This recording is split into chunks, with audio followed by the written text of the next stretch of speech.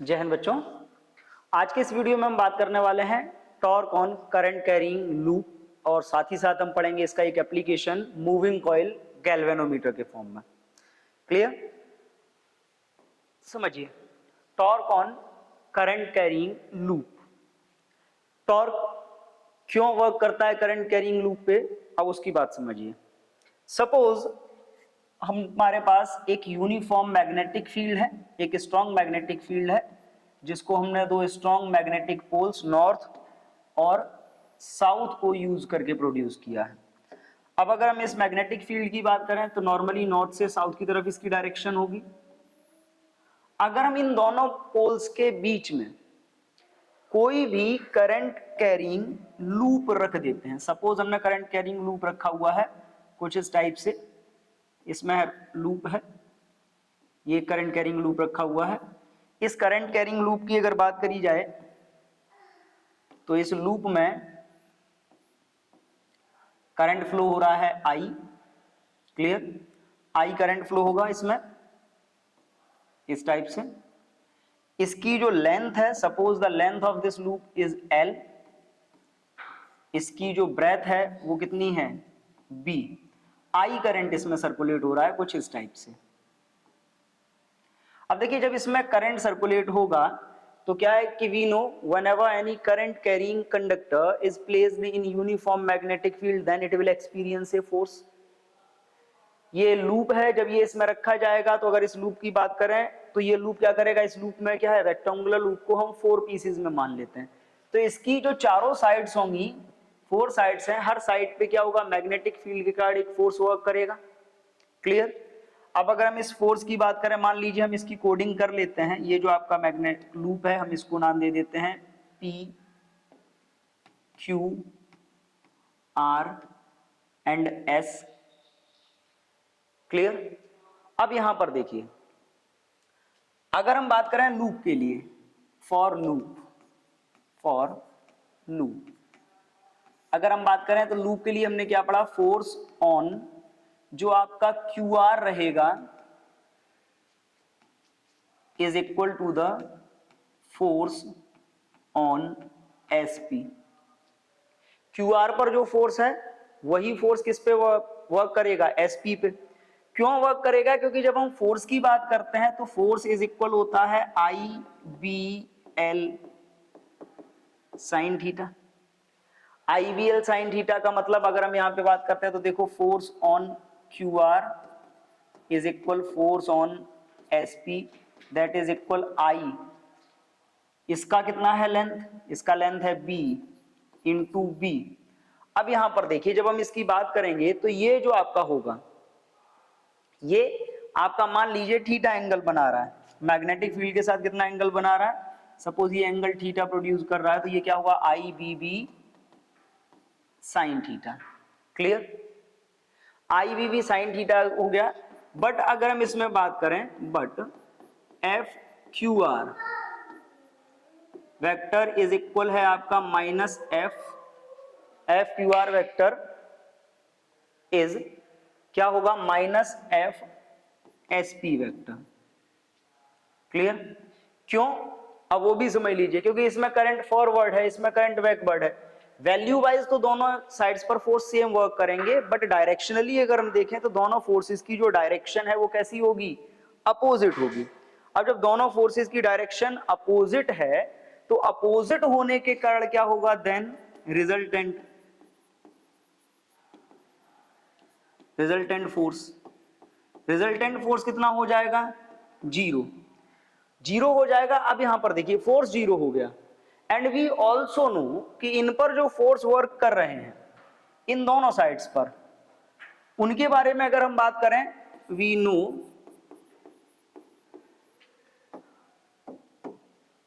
F Q R and F S P. F Q R and F S P both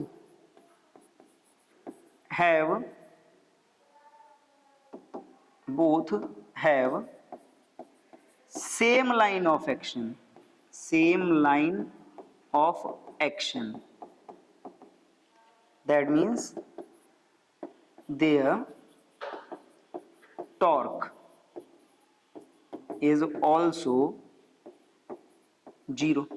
अब यहां पर देखो इन दोनों साइड्स पे आपने बात करी, इन दोनों साइड्स पे जब हम फोर्स की बात कर रहे हैं तो इस पर क्या होगा, इस पर एक फोर्स होगा इस टाइप से वर्क करेगा, इस पर एक फोर्स होगा इस टाइप से वर्क करेगा, दोनों का लाइन ऑफ एक्शन सेम है। लाइन ऑफ एक्शन सेम होने के कारण क्या होगा, रिजल्टेंट फोर्स भी 0 हो जाएगा और इनका जो रिजल्टेंट टॉर्क था वो रिजल्टेंट टॉर्क भी 0 रहेगा, ये टॉर्क का फॉर्मेशन भी नहीं करेंगे। अब अगर हम बात करें तो बचते हैं आपके बाकी के दो, बाकी दो साइड्स आपकी कौन सी हैं, बाकी दो साइड्स हैं आपकी PQ एंड RS। अब देखिए PQ एंड RS के लिए हम बात करते हैं, PQ और RS के लिए अगर हम चेक करें तो अब यहां पे देखो PQ एंड RS के केस में क्या होगा, फॉर PQ एंड RS। अब देखो PQ एंड RS, PQ और RS जो साइड्स हैं उनमें भी कितना है, लेंथ सेम है, उनमें भी लेंथ सेम है। लेंथ सेम होने के अलावा करंट भी सेम है और दोनों ही साइड्स क्या कर रही हैं, ये भी 90 डिग्री का एंगल क्रिएट कर रही है, इसके साथ ये भी 90 डिग्री का एंगल क्रिएट कर रही है। देन क्या हो जाएगा, FPQ is equal FRS, that is equal क्या होगा, ILB sin 90। ILB sin 90 means IL into B। Clear. अब इन दोनों के केस में देखिए, अब अगर हम इन दोनों के केस में बात करें तो इन दोनों के केस में हमको क्या मालूम है कि इन दोनों में करंट भी सेम है, डायरेक्शन अपोजिट है। तो डायरेक्शन अपोजिट होने का मतलब क्या है कि यहां पर जब हम फोर्स की बात करेंगे तो यहां पर भी एक बात निकल के आएगी कि बट जो आपका FPQ है vector that is equal minus FRS vector. That means value wise तो सेम है but they are opposite in direction. अब यहां पर देखो इन दोनों का ओवरऑल 0 हो गया फोर्स इन दोनों का भी ओवरऑल 0 रहेगा। बट जब हम इस फोर्स की बात करते हैं तो इन साइड्स पर जो फोर्स होगा, जैसे हम इसकी बात कर रहे हैं तो इस पर जो फोर्स होगा, मान लीजिए यहां पे हम बात कर रहे हैं तो इसका फोर्स इधर वर्क करेगा और इस पर जो फोर्स होगा वो इधर वर्क करेगा। इस कंडीशन में अगर हम बात करें तो इन दोनों की जो लाइन ऑफ एक्शन है वो डिफरेंट हो जाएगी, दोनों की लाइन ऑफ एक्शन डिफरेंट हो जाएगी।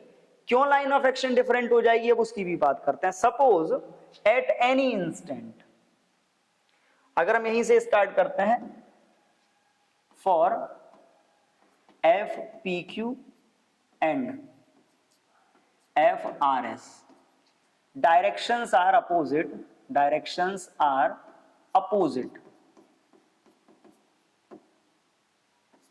that is the net force is 0 but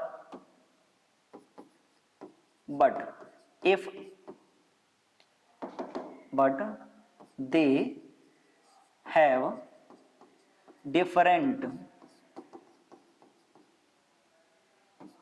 line of action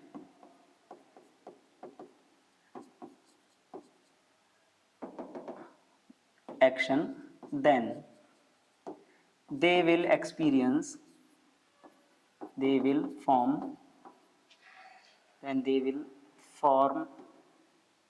a couple and produce torque on coil। Clear. अब जैसे ये मान लीजिए कि ये कॉइल है इस टाइप से, इस कॉइल पर अपोजिट साइड्स पर फोर्स वर्क कर रहे हैं, ठीक है। इसका लाइन ऑफ एक्शन हमने कह दिया कि ये है, इसका लाइन ऑफ एक्शन ये है। तो ये क्या होगा, इस टाइप से तो ये कॉइल रोटेट करेगी, सेम लाइन ऑफ एक्शन नहीं आएगा, सेम लाइन ऑफ एक्शन नहीं आएगा तो कैंसिल आउट नहीं होंगे, कैंसिल आउट नहीं होंगे तो ये एक पेयर बन जाएगा। और जब ये पेयर बन जाएगा तो मान लीजिए इस टाइप से अगर कोई कॉइल है तो ये फोर्स इधर खींचेगा एक इधर, तो ये क्या करेगी, कॉइल इस टाइप से रोटेट करना स्टार्ट कर देगी। और मान लीजिए ये कॉइल रोटेट करना स्टार्ट कर देती, दैट मींस इस पर टॉर्क जनरेट हो गया है। और जब इस पर टॉर्क जनरेट हो गया है तो अगर हम बात करें टॉर्क की, तो टॉर्क का फॉर्मूला आपको मालूम है क्या होता है, force into perpendicular distance. Clear. अब इसमें देखो, फोर्स इंटू परपेंडिकुलर डिस्टेंस की हमने बात करी है, टॉर्क को रिप्रेजेंट करते हैं टाउ से। टाउ फोर्स कितना आया, आई एल बी। अब परपेंडिकुलर डिस्टेंस देखिए, परपेंडिकुलर डिस्टेंस के लिए अगर हम इसकी बात करते हैं कि सपोज एट एनी इंस्टेंट ये जो कॉइल है, मान लीजिए ये कॉइल है और इस कॉइल का ये जो प्लेन है, जब ये कॉइल रोटेट करेगी, ये डायरेक्शन हो गई आपकी मैग्नेटिक फील्ड की। इस कॉइल का ये जो नॉर्मल है, normal to the coil will make an angle theta with the direction of magnetic field. Theta angle create करता है। अब जब ये इसके साथ थीटा एंगल क्रिएट करेगा, तो थीटा एंगल क्रिएट करने की कंडीशन में अगर हम बात करें इस पर कि जैसे ये कॉइल थी, इस कॉइल पर फोर्स वर्क कर रहा था, मान लीजिए एक फोर्स आपका लग रहा था इधर और एक फोर्स लग रहा था इधर। क्लियर। तो इन दोनों के बीच की ये डिस्टेंस तो आपको मालूम है क्या है, इन दोनों के बीच की जो डिस्टेंस है आपने ले रखी है, ये दोनों के बीच की डिस्टेंस ये b। ठीक है। और जब आप इनको बात करते हो तो इनकी जो लाइन ऑफ एक्शन है, इनके बीच की डिस्टेंस कितनी होगी, ये डिस्टेंस आपको कैलकुलेट करनी है x। अगर ये एंगल थीटा है तो ये एंगल भी कितना रहेगा, थीटा। हमको मालूम है कि दोनों साइड्स हैं इस कॉइल की, जैसे ये है, एक फोर्स इस पे लग रहा है, एक इस पे लग रहा है, तो इन दोनों के बीच की ये डिस्टेंस कितनी है, b।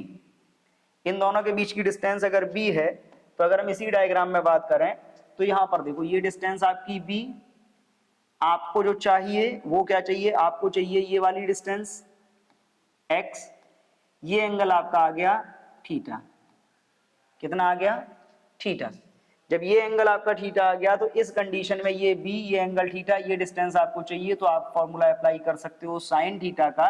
Sign theta is equal क्या होगा, परपेंडिकुलर अपॉन हाइपोटेनियस, परपेंडिकुलर हो गया x अपॉन b, मल्टीप्लाई करोगे तो ये क्या हो जाएगा, b into sine theta is equal x। ये वैल्यू उठा के आप इसमें परपेंडिकुलर डिस्टेंस की यहां पे प्लेस कर लीजिए। परपेंडिकुलर डिस्टेंस की वैल्यू आप प्लेस करोगे तो ये क्या हो जाएगा, b इंटू साइन थीटा।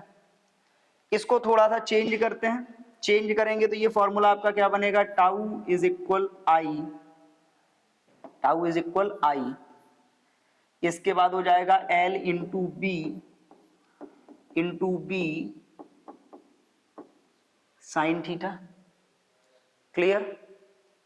अगर ये आपका हो गया, आप देखो L into B length into breadth होता है रेक्टेंगल का एरिया, तो ये क्या हो जाएगा, I into B sine theta. Clear. ये हो गया आपका टॉर्क। अगर हम इसी में कंडीशन ये कंसीडर कर लें, if coil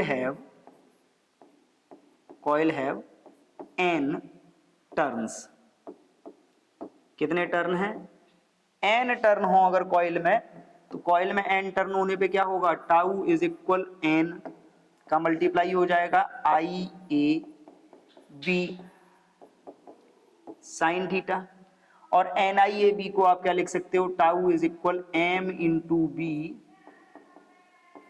sign theta. Clear.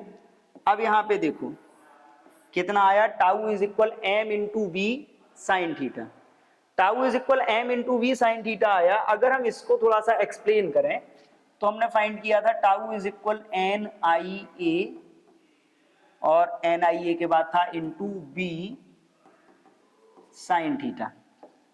N I A B में हमको मालूम है कि ये जो आपका एन आई ए है ये किसके इक्वल होता है, m। m का मतलब मैग्नेटिक मूवमेंट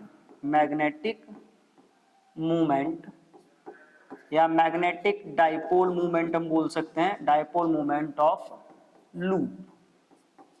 अगर ये वैल्यू हमने इसमें रखी है तो ये क्या हो गया, tau is equal m into B sine theta. Clear. ये ऐसे आ गया आपका। अब देखिए ये जो फॉर्मूला है m into B sine theta, इसी को अगर हम वेक्टर्स में रिप्रेजेंट करें तो आपको मालूम है इसका वेक्टर रिप्रेजेंटेशन क्या होगा, tau is equal m vector cross b vector. Clear? तो m vector cross b vector करके भी हम इसको रिप्रेजेंट कर सकते हैं। तो यहां से हम बड़ा इजीली किसी भी करंट कैरिंग लूप पर वर्क करने वाले टॉर्क की वैल्यू को फाइंड कर सकते हैं। अब इसी में अगर हम बात करें तो इसमें कंडीशंस भी बनती हैं। कंडीशंस क्या बनती हैं कि अगर हम बात करें फॉर मैक्सिमम टॉर्क, किसके लिए? Maximum torque. तो बेटा देखो मैक्सिमम टॉर्क की कंडीशन में जो आपका साइन थीटा होगा उसकी वैल्यू होनी चाहिए 1। साइन थीटा की वैल्यू 1 होनी चाहिए, यानी कि थीटा कितना?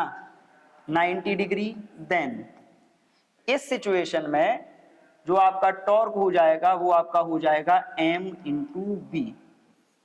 Clear? It is the maximum torque. Clear? तो बड़ा आसान है, ज्यादा हमको कॉम्प्लिकेशंस नहीं मिलते। हम कॉइल को कंसीडर करते हैं और उस कॉइल की अलग अलग साइड्स पर हम फोर्स फाइंड करते हैं। अपोजिट साइड्स पर फोर्स इक्वल और अपोजिट डायरेक्शन में आते हैं तो इनके सेम लाइन ऑफ एक्शन होने का कैंसिल हो जाते हैं, बट जो ये जो लेंथी साइड्स होती हैं इनके फोर्सेस कैंसिल, मतलब मैग्नीट्यूड तो जीरो हो जाता है नेट फोर्स का, but line of action different होने के कारण वो क्या करते हैं, एक कपल का फॉर्मेशन कर लेते हैं जो कॉइल को रोटेट कराता है। कॉइल को रोटेट कराता है तो टॉर्क जनरेट होता है और उसी टॉर्क का हमने फॉर्मूला फाइंड किया है m into B sine theta, where m is the magnetic movement या magnetic dipole movement of loop. Maximum torque की बात करी तो tau is equal m into B. अब देखिए ये जो टॉर्क का कॉन्सेप्ट है इस पर बेस्ड कुछ न्यूमेरिकल्स हैं, इसके बाद हम इसका एप्लीकेशन भी एक पढ़ेंगे। टॉर्क के कॉन्सेप्ट को करंट कैरिंग लूप पर जो टॉर्क वर्क करता है उस कॉन्सेप्ट को हम यूज करते हैं टू डिजाइन द गैल्वेनोमीटर, जिसको मूविंग कॉइल गैल्वेनोमीटर बोलते हैं। क्लियर? पहले हम न्यूमेरिकल को सॉल्व करते हैं। अब देखिए क्या गिवन है, a square coil of 10 centimetre, side 10 centimetre has 20 turns and carries a current of 12 ampere. क्या क्या गिवन है? साइड गिवन है, साइड आपको गिवन है 10 centimetre, that means 0.1 metre. Number of turns आपको गिवन है 20। क्लियर? करंट कितना है? 12 एम्पियर। साथ ही साथ vertically normal to the plane of the coil makes an angle theta with the direction of uniform horizontal magnetic field. If the torque experienced by the coil is equals to, torque given है 0.96, find the value of theta। अब यहां पे देखो हमको एक बात मालूम है, आपने फॉर्मूला सिंपली क्या पढ़ा है, टाउ इज इक्वल होता है m vector cross b vector. यहां पे देखिए the suspended vertically and normal to the plane of coil makes an angle theta, तो इसको हम यूज करेंगे tau is equal m into B, या m into B sine theta को हम डायरेक्टली अप्लाई करते हैं, ज्यादा हम इसमें चेंजेस नहीं करेंगे। Tau is equal n I A B sine theta, that means अगर हम साइन थीटा की बात करें तो साइन थीटा इज इक्वल क्या होगा, tau upon n I A B. Clear? अब देखिए a आ रहा है इसमें, तो हम पहले एरिया फाइंड करते हैं। एरिया इज इक्वल क्या होता है, साइड स्क्वायर, क्योंकि क्या दिया है, स्क्वायर कॉइल दी है। साइड स्क्वायर का मतलब 0.1 का होल स्क्वायर, दैट मीन्स 0.01। हम वैल्यू प्लेस करते हैं तो क्या आएगा, sign theta is equal tau कितना गिवन है 0.96 अपॉन n कितना है 20, आई कितना है 12 इंटू ए कितना आया 0.01 इंटू, और मैग्नेटिक फील्ड कितना है 0.80। अब इसको जरा सॉल्व करो, इसको सॉल्व करते हैं तो 12 से करते हैं तो 0.01 और 12 का आप इससे करोगे तो डायरेक्ट आपका हो जाएगा 8। क्लियर? 0.80 से आप इसको कैंसिल करोगे तो ये 10 बाई 20 तो साइन थीटा इज इक्वल आया 10/20, that means 1/2। Sine theta is equal 1/2, that means sine theta is equal sine 30। तो थीटा की वैल्यू यहां से कितनी आ रही है, यानी कि ये कॉइल का जो नॉर्मल होगा वो मैग्नेटिक फील्ड के साथ कितना एंगल क्रिएट करेगा, 30। अगर 30 डिग्री का एंगल क्रिएट करेगा तो जो गिवन कंडीशंस है वो फॉलो होंगी। क्लियर? हमने सारे टर्म्स कैंसिल किए हैं एक एक करके। अब देखिए आगे बात करते हैं। ये न्यूमेरिकल था और इसी टाइप के मोस्टली न्यूमेरिकल्स आते हैं, ज्यादा टफ नहीं होते। आपको केवल गिवन अमाउंट्स फाइंड करने हैं, गिवन अमाउंट्स को फाइंड करने के बाद आप उनको कैलकुलेट कर सकते हो। आगे बात करते हैं application of torque. Application of torque हमने पहले ही बोला था कि हम मूविंग कॉइल गैल्वेनोमीटर के केस में इसको अप्लाई करेंगे। अब यहां पर देखिए, मूविंग कॉइल गैल्वेनोमीटर या हम सिंपली गैल्वेनोमीटर की बात करें तो गैल्वेनोमीटर क्या है, device used to detect current in circuit. किसी भी इलेक्ट्रिकल सर्किट में करंट को डिटेक्ट करने के लिए हम जिस डिवाइस को यूज करते हैं, that device is called galvanometer. Clear? अब इस गैल्वेनोमीटर की बात समझिए। वैसे तो हम करंट के लिए अमीटर या वोल्ट मीटर भी यूज करते हैं, लेकिन अमीटर और वोल्ट मीटर की एक रेंज होती है, एक डेफिनेट वे होता है, डायरेक्शन होती है जिसमें वो करंट को मेजर करते हैं। ये सेंस करने के लिए हम यूज करते हैं गैल्वेनोमीटर। गैल्वेनोमीटर का जो वर्किंग प्रिंसिपल है that is based on the it's working is based on torque on current loop, torque on current loop in uniform magnetic field। Clear? इसकी जो वर्किंग है torque on current loop in uniform magnetic field में based है। अब देखिए समझिए, इसकी अगर हम बात करें तो ये है क्या, कैसे वर्क करता है। जैसे आपने बात करी कि टॉर्क के कॉन्सेप्ट की हम बात करेंगे, तो इसमें क्या होता है, इसमें एक एल्यूमिनियम के सिलेंडर पर, इस टाइप से एक एल्यूमिनियम का सिलेंडर होता है। इस एल्यूमिनियम के सिलेंडर के ऊपर कॉपर के वायर्स को रैप करके एक रेक्टेंगुलर कॉइल बनाई जाती है और इस कॉइल को एक स्ट्रॉन्ग मैग्नेटिक फील्ड के बीच में रख देते हैं।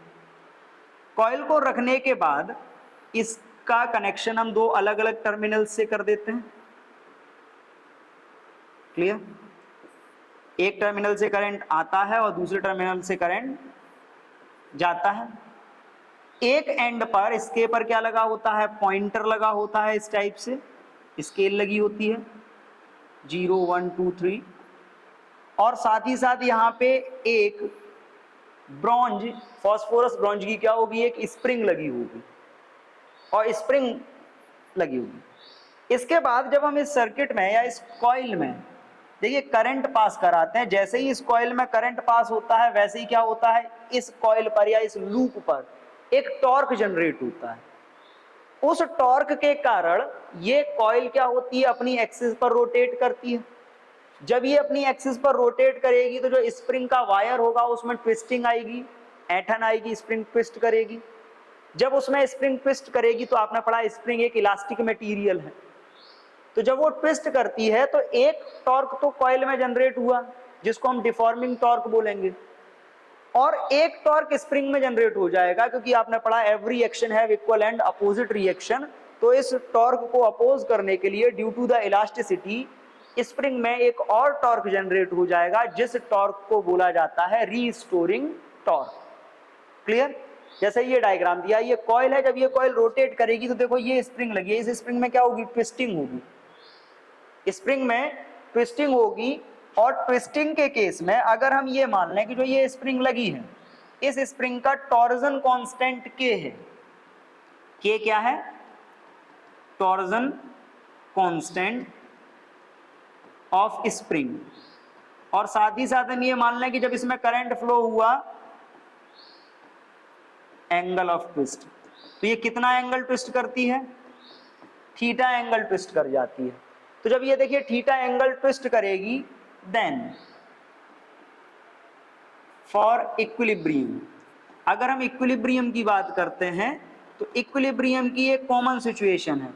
क्या कॉमन सिचुएशन है इक्विलिब्रियम की? इक्विलिब्रियम में अगर हम बात करें तो हमने ये पढ़ा हुआ है, डिफॉर्मिंग टॉर्क जो होगा, deforming torque in coil is equal होगा restoring torque in spring, in spring. Clear?